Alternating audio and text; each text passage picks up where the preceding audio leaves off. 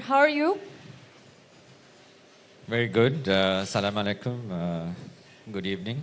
Great to Good be evening. Walaikum great salam. to be here. And earlier today, Rajiv invited me to an informal gathering, and here we are in this extremely, should I say, humbling environment and platform. So, first of all, let me thank Rajiv, the Robi team.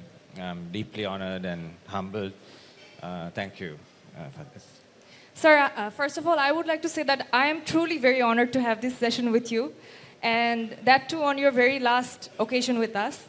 So it's very special for me and all of us here. So first of all, sir, I would like to ask you that how do you feel now that you're stepping into a new role and bidding goodbye to the old role that you had here?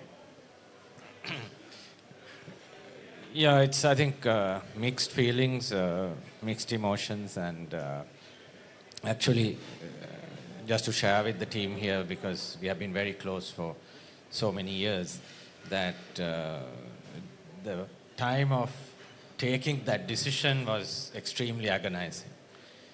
I think it was a month or more of, to be very honest, being unable to sleep.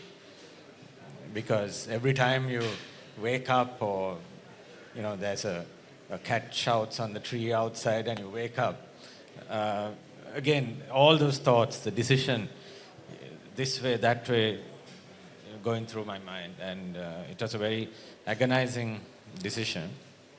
However, once the decision is taken, then I think you have to look at it positively and how best I can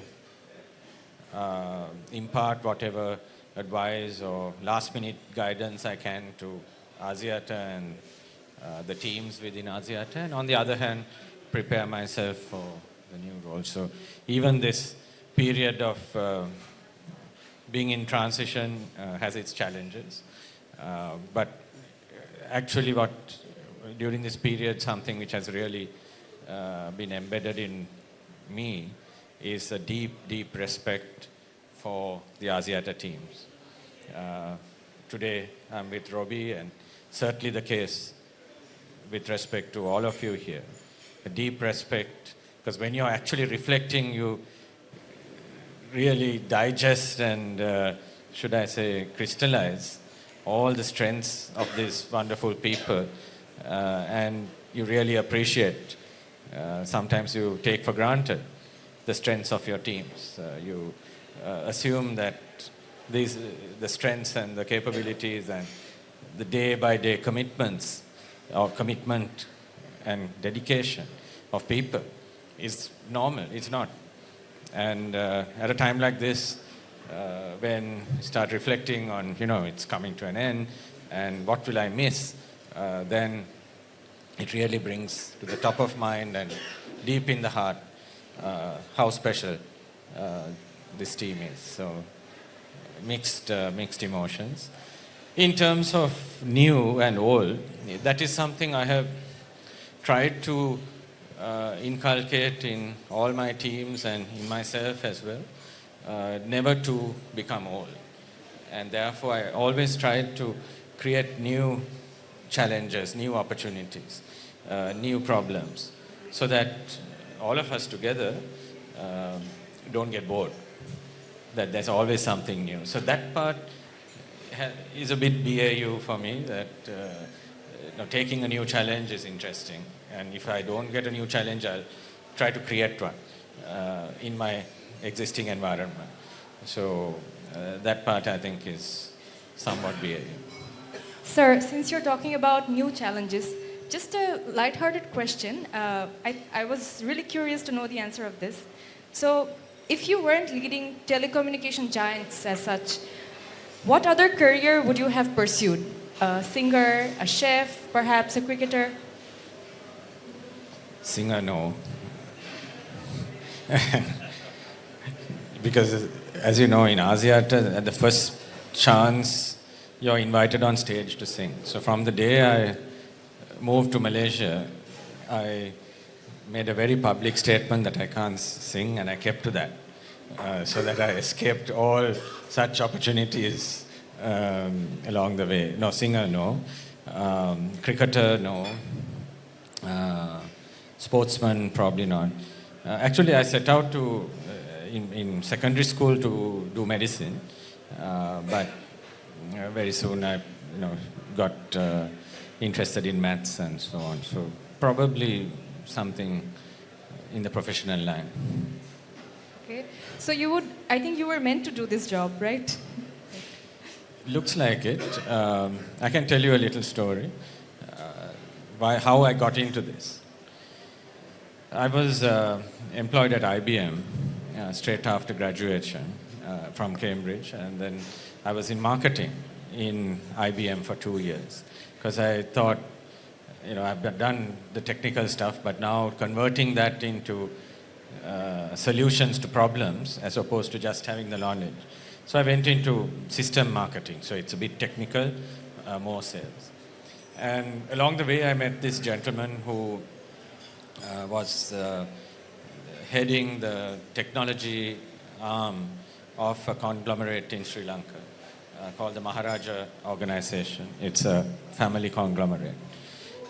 So I got to know him. He was a business partner, and then I left Maharaja's I left IBM at that point and went over to do my PhD. And when I was going to do my PhD, I looked around for a topic which would help me or position me to come back to Sri Lanka. Because if I had done at that time artificial intelligence or robotics or astrophysics, I would not have been able to come back and use my knowledge or expertise to the benefit of the country. So I thought, what might be in vogue, what might be sufficiently advanced for me to be excited about coming back in 3 or 4 years from then. This was 1991. And somehow I got it into my head that the mobile telephony industry would be cutting edge in Sri Lanka. I don't know how I got that. It's probably a divine kind of thought dropped into my mind. At that time, Sri Lanka did have mobile networks. They were analog. I think 2 analog networks where the phones were. Good friend here, Riaz, worked for many years for the pioneer, Celtel, the Millicom group at that time. The phones were this size. But I felt someday the mobile phone would be in the hands of everyone. And therefore, this would be a good area to do my PhD in. And I did my PhD in mobile telecommunication. So phase 1 of FATE, that was chapter 1. So then chapter 2 was even more interesting, that I came back to Sri Lanka shortly before I finished my PhD to write up the thesis, because when you're writing up, you don't need to be in the uni. So to finish up the last 2 months, I was in Sri Lanka. And I visited my colleagues one day for tea at IBM. And I met this gentleman in the car park. I was going out, he was coming in. And he said, "Oh, what are you doing?" I said, "I'm doing a PhD in just finishing in mobile communications." He said, "Oh, we are starting a GSM network in partnership with Telecom Malaysia. Would you be interested?" And he put me in his car and he took me to see the owner of the Maharaja Group. And 1 month later, I finished up and I was then I came in as the deputy CTO of what was later Dialog. So very much fate-driven that I ended up here.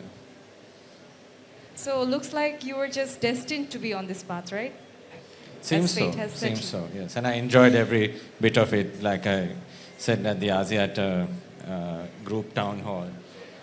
Sum it up that there wasn't a single day that I didn't feel like going to work.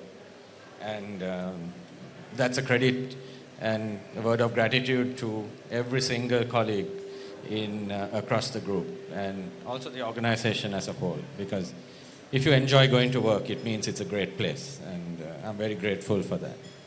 That's wonderful, sir. So you have observed Bangladesh for the last 25 years. What would you say are your experiences with Bangladesh, like the positive experiences and the areas of improvement as well? I've always enjoyed coming to Bangladesh. I've enjoyed being with Robbie and the Robbie team. Very much a home away from home.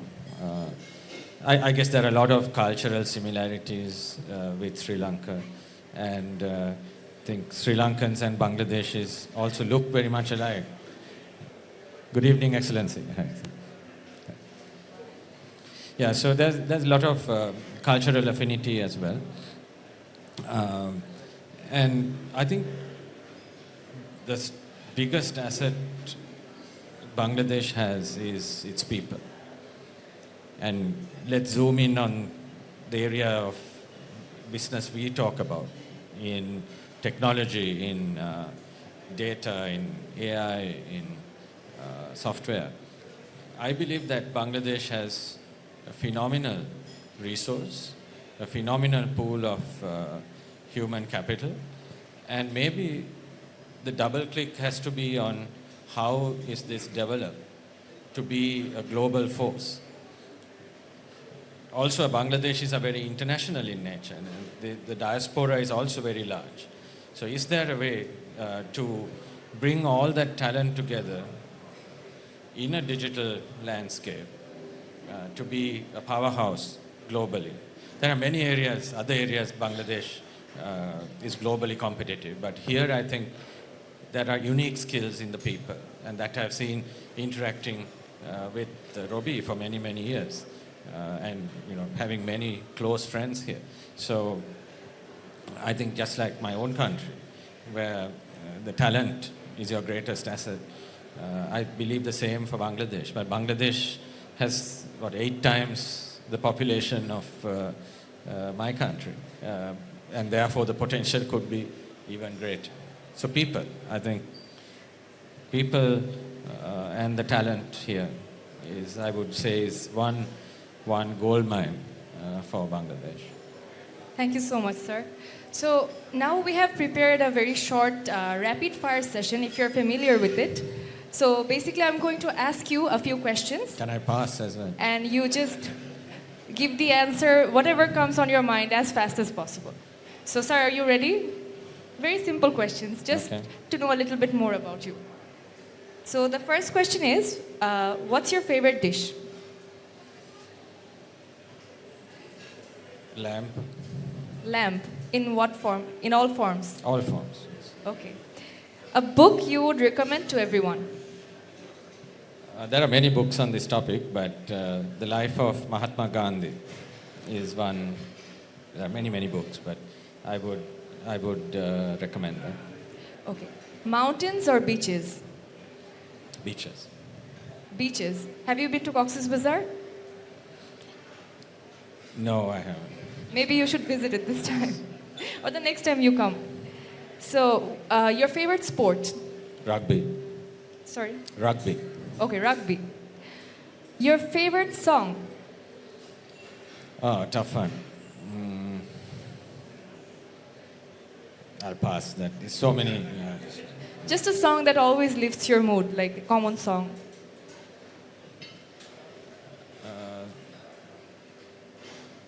One doesn't come to mind right now. I'll come back at the end. Okay, sure. Okay, so what's the most used app on your phone? I'm embarrassed to say this, but it's probably Microsoft Teams? Office. Office. That was my guess, to be honest. Reading emails all day, yeah. Okay. So, who is the most inspiring leader you have ever met? I have met many leaders, not world leaders or anything, but leaders of organizations, leaders of institutions. But one person right now I just cannot remember the name, but let me. It's a leader of a charity back home in Sri Lanka. And this person, I remember when I met him, what struck me first, even before I knew what he was doing, was the sort of effervescent happiness which I saw in this person. Absolutely happy. To the extent that I thought, just like most Sri Lankans, they get very happy after a drink. So I wondered whether, he had his first, but not. It's very, very. Then I found out that he was leading this charity movement. He had given up everything he had. He came from a fairly wealthy background and given up everything he had, working with children, working with the destitute, and inspiring many others to do the same thing. And that was a very humbling experience, and I thought, what am I doing? People used to say, I was a good leader, organizational leader, but then isn't this really what leadership is all about? I'm a Christian by faith, and Jesus Christ, likewise Prophet Muhammad, all the great leaders who have inspired and brought humanity from one level to another. I think those are the real leadership qualities. This is one person I had the good fortune to meet. Wonderful, sir. So the next question, what's one place you have always wanted to visit but haven't yet? The Middle East in general. Of course, it's very sad what we see today. But because in childhood, you grow up reading the Bible, the Old Testament, New Testament. So the Middle East is one, or that area of Israel and Palestine. And I wish that someday there would be peace and I would be able to visit. We are all hoping for that. What's your secret to staying calm under pressure? Yeah, people tell me that, my colleagues tell me that I'm always calm, but I think it's not that I don't get annoyed or angry or agitated, that's inside. But a lesson I had learned is that as you go up the organizational or any ladder of influence, then every word you speak has a multiplying impact on everybody else. What the head of a country says has so much more impact than a CEO, and a CEO much more than a manager or someone in the organization. So that if you get one word wrong, you can hurt somebody, you can insult somebody, and you can really ruin someone's day by saying just something wrong when you could have not said that if you hadn't just reacted. So I became a CEO at 29, and I used to be careless. But I realized this, and then I trained myself that, especially if you're emotionally a little, annoyed or upset, then don't speak. If you really can't handle it, then just wait till you cool down. But over time, I found that even whatever emotion I had, be calm and try to speak and interact as if though nothing has really gone wrong. So yes. What's a secret talent of yours? That's probably a secret talent. Yeah. What's your favorite hobby? No specific hobby. I like watching sport. Like I said, as a rugby fan, I'll watch as much rugby as I possibly can. And I'll come to, since I need to impart a few, learnings in return for this most humbling evening, come to why rugby. And I like hanging out with my friends. My friends are my 6 close friends from nursery school. So we were celebrating 50 years of friendship just last year. So hanging out with people who I can be completely natural with, and generally taking things easy away from corporate life is my hobby. So very quickly, why rugby? Apart from liking the sport and playing it very badly in school, getting injured all the time, I modeled my first management team when I became a CEO as a novice at 29. I modeled my first management team on a rugby team. And if you model on rugby, the first point is that you need diversity. In a rugby team, you find there are the very big, heavy, brute force kind of players who are both physically as well as mentally in that frame. Then you have the very fast runners who don't have unlimited stamina, but when they get the opportunity, they run for all their life and have to score the goals. Right? Then you have the tacticians, the playmakers who are in the middle, who are not very celebrated. They seldom score goals, but they create the play. And I'm sure this is the same as football. Many of you must be football fans. I'm not, but rugby must be having similar. And a rugby team is never complete until this mix of characters, defensive outlook, attacking outlook, tacticians, and of course the coach and the mentors and the support.